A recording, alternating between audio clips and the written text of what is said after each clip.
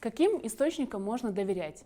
К сожалению, нет универсального способа, чтобы понять, кому можно доверять, а кому нет. Но если вы хотите понять для себя, можно ли доверять тому или иному медиа, задайте себе пару вопросов. Первый вопрос. Попадалось ли это медиа на публикацию фейков? Если да, приносило ли это медиа официальные какие-то извинения или делали какие-то публичные заявления? Потому что признание своих ошибок — это есть уважение к своей аудитории, к своим читателям. Следующий важный вопрос. Кому принадлежит это медиа? Кто его владелец? Могут ли оказывать на это медиа влияние какой-либо бизнес или политики? И последний вопрос, который вы должны задать себе, это ссылаются ли другие официальные медиа на этот источник. Если это медиа имеет авторитет среди читателей в медиасфере, на него будут ссылаться другие профессиональные СМИ.